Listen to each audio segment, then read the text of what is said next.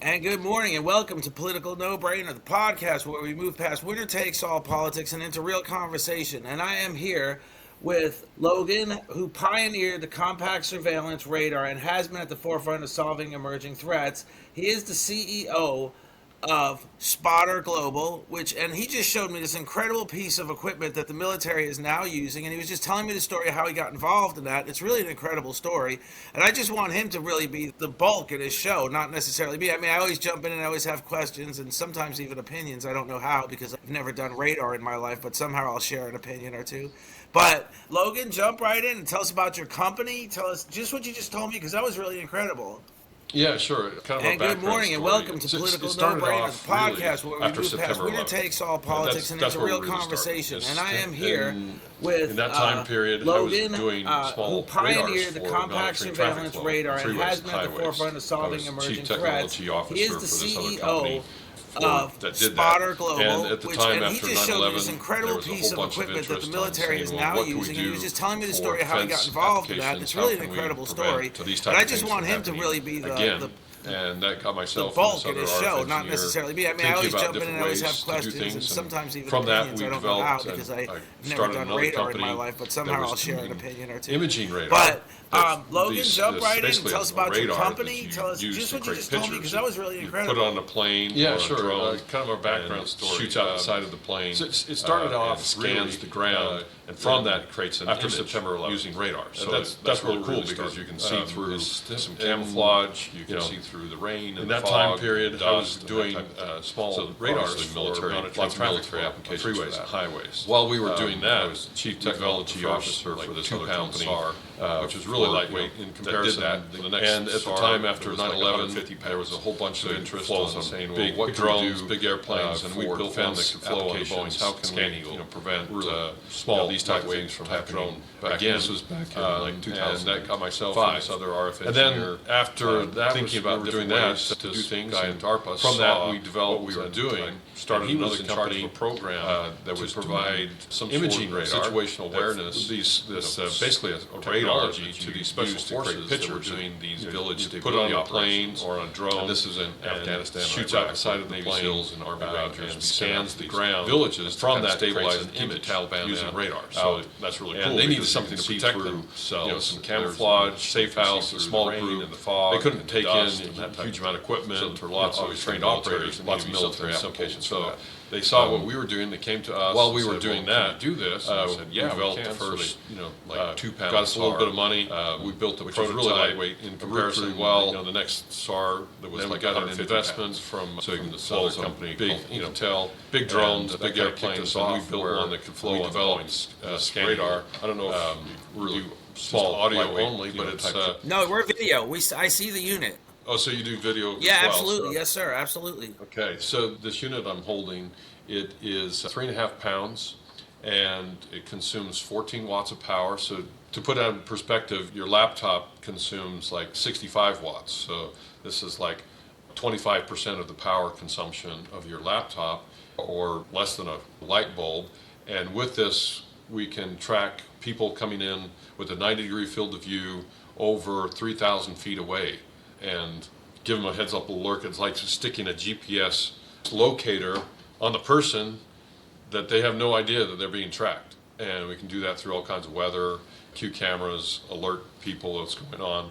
And that kind of that's got us kicked off. And that was back in, we started as a company in 2009. Our first product shipped to SOCOM went to the field in January of 2011. So that's how we got here. And then now there's just new threats that are increasingly coming out. And that's always been the mission and purpose of Spotter, our company, is to prevent harm to warfighters and critical infrastructure. That's why I created the company, and that's why we're doing it. And the threats emerge, they change, but we're always there trying to come up with solutions to protect those people and our critical infrastructure. So now let's keep in mind a couple of things. Just like you said, 3,000 feet is well over a half a mile. It's, I think 5,200 feet is a mile. So we're well over a half a mile, right?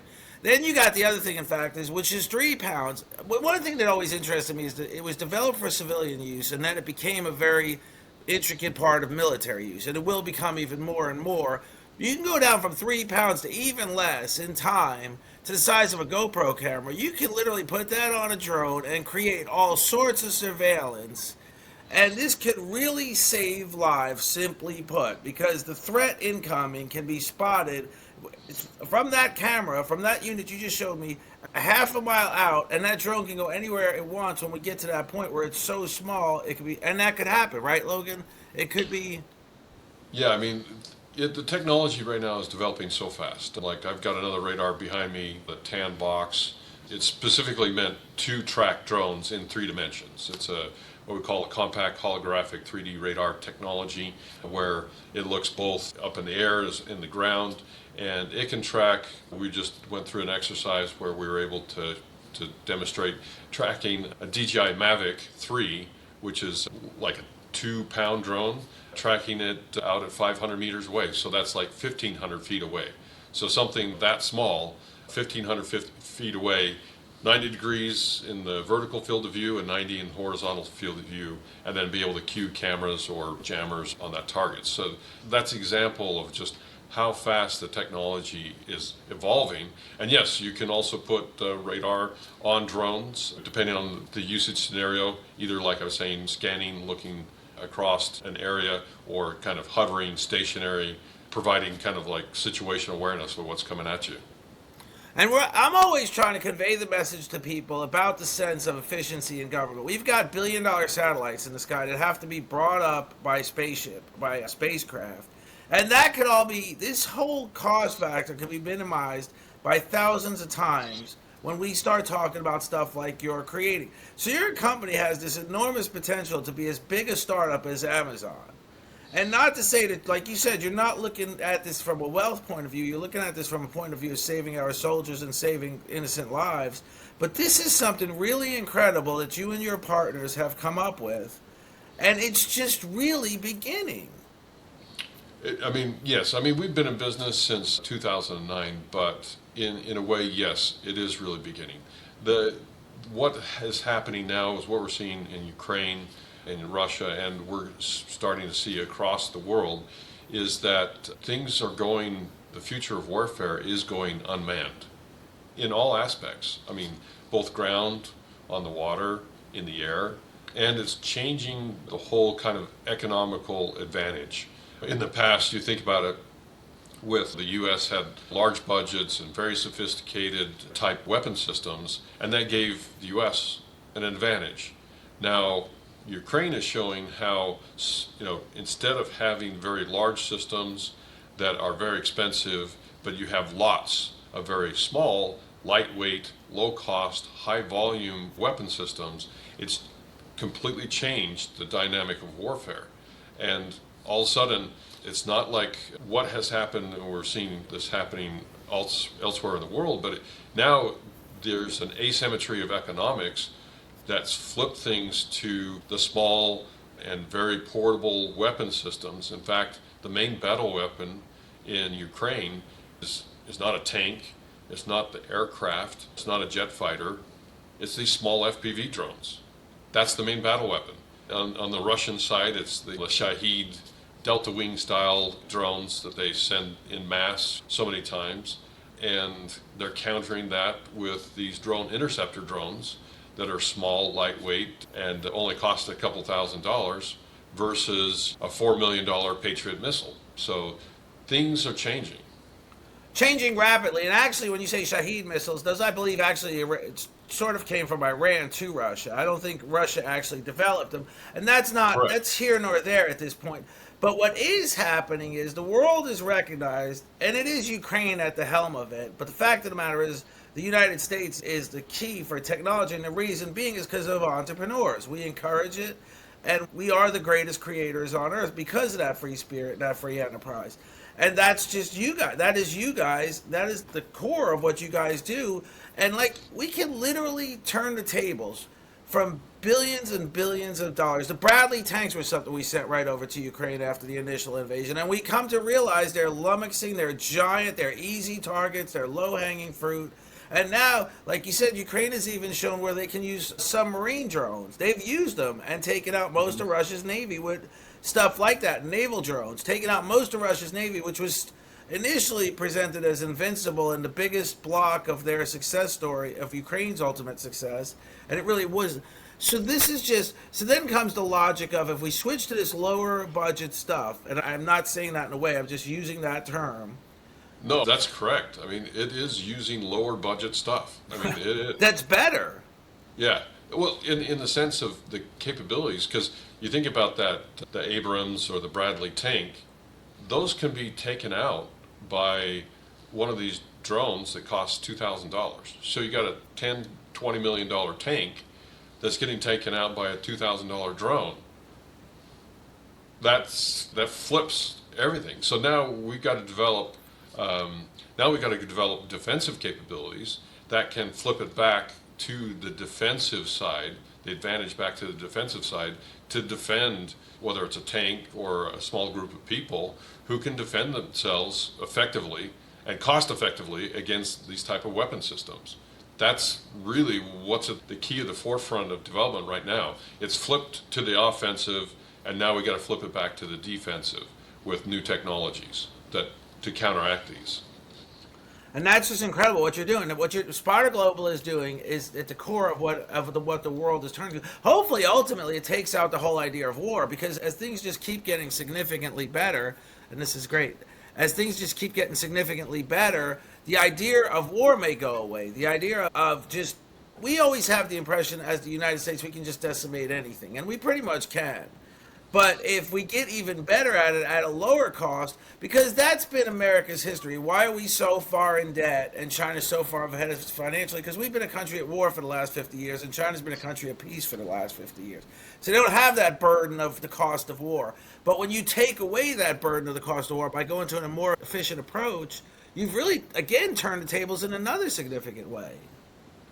Yeah, I mean, and this is one of the technologies that's changing the warfare, is these fiber optic guided drones. This is a fly-by-wire drone that has basically a spool of this very small thread of, fiber optics. It's basically glass. It's pretty strong, and you can't detect it with RF.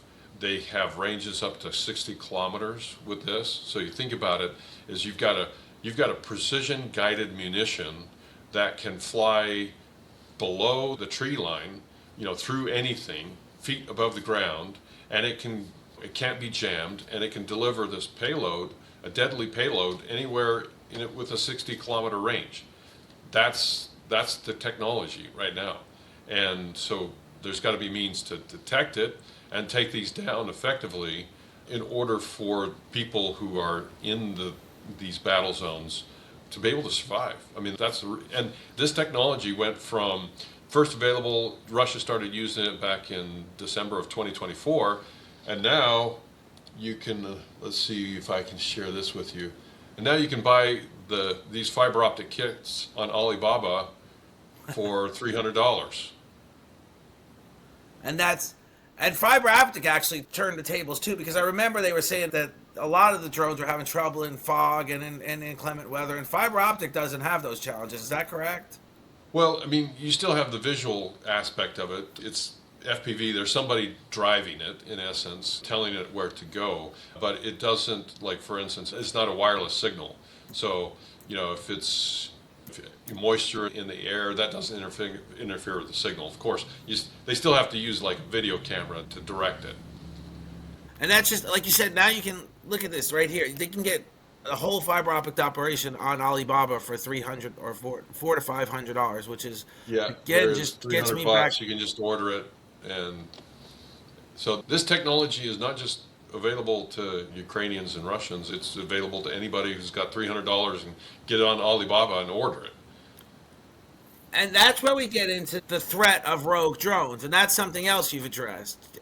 And and that's, I mean, again, it's, the technology is not really bad nor good.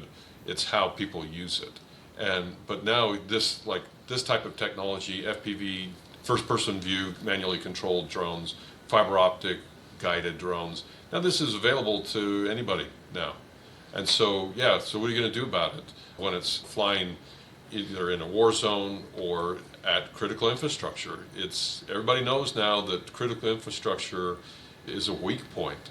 and you think of these substation power plants, they all have some sort of fencing or some sort of monitoring system for on the ground, but for the air, they don't.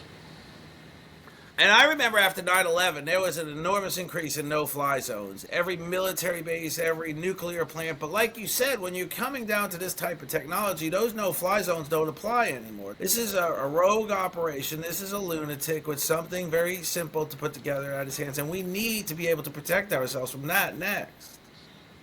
Yeah, in fact, there is a bill that's right now, well, in January, there was a bill passed, the National Defense Authorization Act was passed, and in it was a section called Safe Skies Act, was a pilot project that said, okay, that the federal agencies that have authority to mitigate drones can pass that authority down to local and state law enforcement after they've gone through like a training program by the federal agencies. So for the first time, basically the authority to counteract drones is being passed down now to the local and state law enforcement. I think part of the impetus here was the FIFA World Cup is coming. They're concerned about drones. They know that the federal agencies, they need support from local and state. So that's happening. On the tail of that, then the critical infrastructure industry has said, well, we need the same authority being given to us because we're protecting our critical substations and our power plants that the whole society depends on. And we need that ability also when there is an imminent threat to do something about it. Well, So whatever. that's changing as well. Yeah, and whenever you take a problem and you turn it, you give it to the hands of 50 entities versus one entity, and then they give it to the hands of their local governments, you're really getting, it's again a more efficient system. If the government has all the control and it has to pull all the levers and make all the decisions, if the federal government that is, you're really spreading them thin. So by coming down to this legislation and creating a sense that the local governments need to take control of the situation, and like you said, there's FIFA. That's going to be in a local area of some. I'm not exactly sure where FIFA is going to be located this year, but and it could be the Super Bowl. It could be, which is one arena in the United States. So we need to have these abilities. Yes. So there's the detection piece, there's the identification piece, and then there's the response, the mitigation piece. And right now it's legal for any entity, anyone actually, to detect and track drones. In fact, that's one of the things that we've also done is using the commercial off-the-shelf drones are required to broadcast and have built in a broadcast called the remote ID. Think of it as like a whole number that's being broadcast over Wi-Fi or Bluetooth from their drone. So if you go down and buy a drone, anything that's above like a half a pound in weight, if you go buy like a DJI Mavic or any of these off-the-shelf drones, it broadcasts its serial number, its ID, it broadcasts its location, and it broadcasts the location of the operator. So we can intercept those signals and listen to those, and then we can tell you where things are. And that's for commercial off the shelves. So this is for people who are maybe careless, clueless, and low-end criminal. Not a terrorist group. Obviously, they wouldn't be flying something. It'd be something more like this, which is a video AI guided drone. But for that type of thing, yeah, they would be using commercial off-the-shelf drones, and that can be picked up, and the operators can be identified. In fact, we helped provide security for kind of a local event, 50,000 people in a stadium type thing, and there was 4 drones that flew over the stadium during the fireworks show, and the police were able to intercept two of the operators and have them bring down the drones. And that's the type of kind of clueless and careless behavior that people need to realize that's really not cool. Don't fly a drone over a stadium of people. That's not a good thing to do. No, and that's actually a federal offense, but still the fact of the matter is if they're able to do it is the issue at this point for safety reasons. Yeah, and then the they fact can that do you're it. able to create this compact surveillance equipment is just an incredible tool that we're going to have to use in the future. So my next question is, are you looking for investors in your company? Well, we're I mean, obviously, we're not quite a startup. We've been in business for now coming on 17 years. That being said, we are partnering with lots of different other companies, both large and small, to grow the company. That's again, from my point of view, I'm wanting this to expand because that's our mission, is to prevent harm.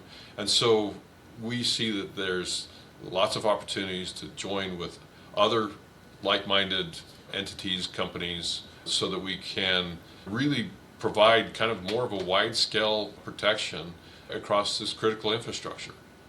And this is really more than a business. It's a sense of mission, which is really what drives a business, which is really what makes a business a brand name, and what makes a business successful is this fact that you're dedicated to excellence. Yeah, if you go into business just for the money, I mean, you should go do something else. I mean, it's too Not much work. national security or personal Yeah, safety. yeah. I mean, going to be an investment banker, if you just want to make money, do something else. Because being an entrepreneur is difficult. I mean, there's lots of ups and downs. There's a lot of difficulties involved. There's a lot of stress. If there's a purpose, if there's a meaning to it, I mean, we all want to have some sort of meaning in our lives. I'm no different. I want my work, my time that I spend. I only have a certain amount of time. That's it. You can't buy any more time. When your time's up, your time's up. So you better make use of your time doing something that's worthwhile. And that's really why I got into doing this business. I've been an engineer at lots of different companies. I was an engineer at IBM. I was an engineer at TRW. I went through a bunch of different startups that I've been a part of. And it's like, okay, I want the time that I spend and what I do with that time to have meaning and purpose. And that's really, we are very much a mission-driven organization because of that. That's really something. That's really what we do at Political No Brainers. We're not looking to be politically divisive. We're looking to come to solutions, and we're looking to find people that have the solutions. And this is really a significant solution. And just like you said, if you're just in it for the money, you probably won't have the level of success you've seen in the last 17 years, because if all it is money that drives you, you're probably going to turn out a substandard product anyway. And so, Logan Harris, the CEO of Global, Spotter Global. Spotter Global. You've Yeah. been incredible. And like you said, you're working with numerous companies now. You're working with the military, and you're moving forward on every aspect of your business, including improving everything you've already done. Anything else you care to share? Sure. I mean, hey, I can geek out on technology all day long, but I'll show you some of the new stuff right here.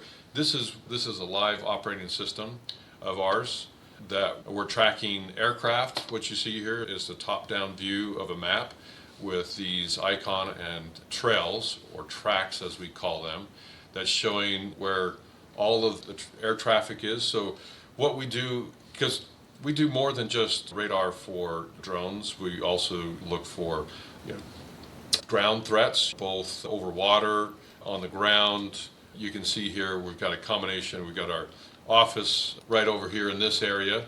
Right now, there's, you can see that we're doing video analytics over identifying the cars. If we can have somebody coming in and out, I can go, let me switch over to kind of history mode so you can see this view here. This is over the last few hours here. I can see where people have come and gone. I can get, let me expand this out so you can see this a little bit better.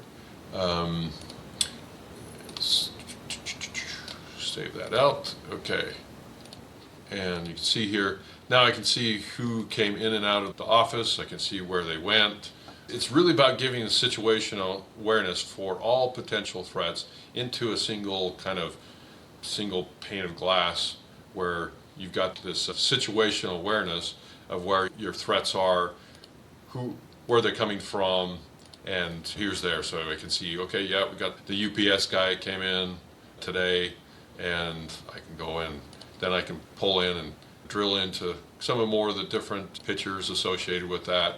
And all of this is, whether it's a drone or an aircraft or a car or a person, it's all here.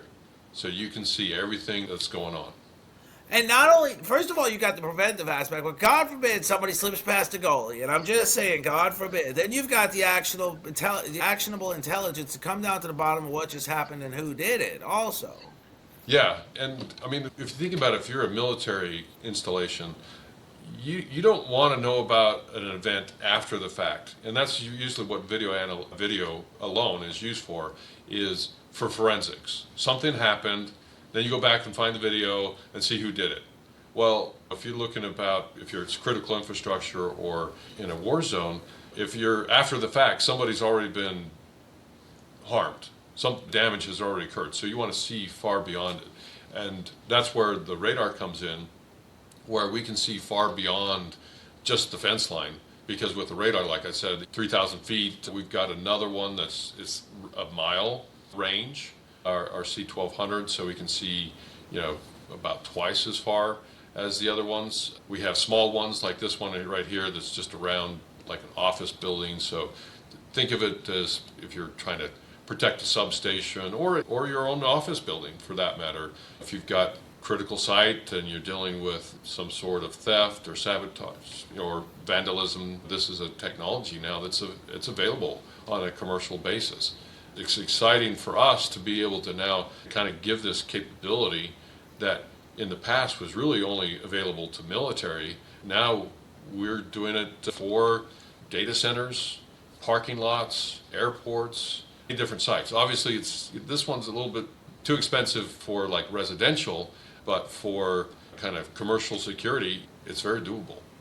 And keep in mind, like a real life scenario, 1980, Lebanon, suicide bomber drives through a checkpoint and blows up a Marines barracks with 220 Marines lost.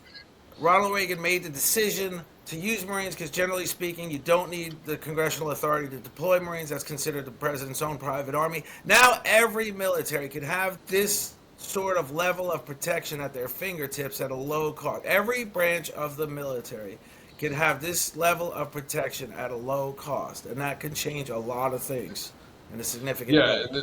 and part of what we're trying to do is, of course, get the word out. I mean, it's large organizations, and that's why I'm these podcasts like this, is to let people know that this type of technology exists, and it's not unreachable, and it's commercial off the shelf. It's things that you can buy and to deploy and use to protect all kinds of different things.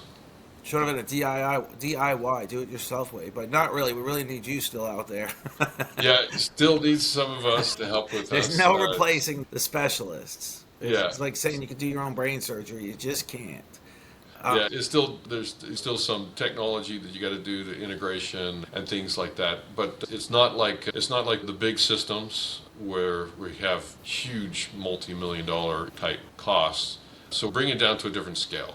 And I see that continuing. I mean, you're always looking it seems like you're always looking at the future, like miniaturizing, putting on drones, and yeah, things will continue to improve. Costs in time will continue to come down. It probably won't be that far in the future when you do have a combination radar camera system that you stick on your house. Well, I'm always looking to the future for a lot of reasons. One, I don't want to use the dreaded acronym, but I'll say a sense of government efficiency where we can literally spend less and more on education or more on things like children with food insecurity and get a lot more for what we're spending on national security. Oh, absolutely. I mean, if we can be more efficient, then that will give us space in our budgets to do more for society as a whole. And here's another site. This is a live site, another one where we're using one radar that covers this whole big park area. In fact, if we had more open space, it would even cover further. So we have one camera and one radar. This is like what I was saying, this is the track of these people walking here. So the radar emits the signal, looks at the return, analyzes it, and then in essence knows exact GPS coordinates of where those are. And then our system uses and cues a camera to those coordinates, and then uses a combination of radar AI and video AI to identify, okay, is it a person? Is it a vehicle? Is it a dog? Is it a deer? what name, what have you, and then classifies it, and then you can see, okay, yep, there it is. There's the person. And now I can decide if I wanted to alarm on it, get it over to the security guards. Yeah, and this is all operating remotely and automatically, hands off. I mean, Not a nobody's manually touching this camera. This is all happening automatic. Yeah, and not 100 people on the ground either. I mean, you can deploy them where needed, but you don't have to have them there at the ready in every part of the place. Yeah, I mean, because you can cover a large area with Right. one of these. So if you think about trying to do this with cameras, you would have to have like 50 cameras out there to cover this one park. Now you have one pan tilt zoom camera and one radar, and you can cover this huge area. And That's kind of like the real kind of economic advantage to this. It's just incredible, really. Everything I'm looking at, everything I'm listening to is just incredible. The other thing I want to say before we go is we're in a new system now, and I'm just trying to. It's me. I'm not you. I'm not the technical guy. I ask my 13-year-old a lot of times for help, but we're there. And the new thing we're going to roll out is a thing called Trip Talks, and it's teaching reality, integrity, and a passion for progress. And we're essentially, in a sense, it's modeled after TED Talks, other than we're really going to invite a lot of our previous guests to just take the floor for 20 minutes. And I hope that you'll be interested in that, because I will be emailing you Yeah. as soon as we roll it out. Because I love to be a part of the conversations, but the truth is you've got so much to share without me that I want to start rolling out those Trip Talks. Yeah, sure. Of course, I'm always interested in educating everybody about what's the possibility, what's the technology that's available now, and obviously there's a lot happening nowadays, and the technology continues to evolve and improve. This has been incredible, Logan, and I'm fascinated. I love what I do, and again, it's not for money. It's just this passion I have. It's a sense of mission I have. I love what I do, and I really think we're doing a lot of good. We're really opening people's eyes to. There's so much negative out there, and all we really do is talk about the positive. No one's saying that what you're rolling out has to be used in a military operation, and no one's saying it really even has to be used, other than it's being used to prevent things from being used. And so it used to be the first thing you do, people don't plan to fail, they fail to plan. We're already pre-planning everything by technology like this. Yeah, and it's, of course, as we're going through this period of change, and we are going through a period of change, everybody can see that we're going through this kind of revolution of technology again, as the advent of the internet has occurred, and now AI that's occurring on top of that. Things are changing. The nature of war is changing. The nature of threat is changing. Our society is changing. And if we can look ahead a little bit and try to make some good decisions now, we can have a better future. And I believe in that as well, is that it doesn't have to be a bad thing, and it can be a fantastic thing, and it can be a good thing if we look at it and see how we can use it properly to, like in our case, that's our whole mission, preventing harm. And I think it can do that very well if used properly. 100%. Technology has improved farming. It's improved healthcare. It's improved everyday life. It's going to improve our national security. It's going to improve our sense of stability and sense of safety. There's no doubt about it. No. And so we've got to be there. I mean, that's the thing. We can't retreat and say, oh, this AI stuff is scary, so we're not going to do it. We've got to be there, and then we do things that make sure that it's used properly, and that we're not at a disadvantage to who might try to harm our society. This has been incredible. Logan Harris, Chief Executive Officer of Spotter Global. We're going to, believe me when I tell you that, email's on the way. For the next thing is going to be you. It's just going to be a trip talk. I want you to be one of the first, because I think this is just incredible. And I'm looking forward to making that a significant part of what people see on the internet, is great people sharing their sense of mission and their vision. Yeah, I'd love to be a part of that.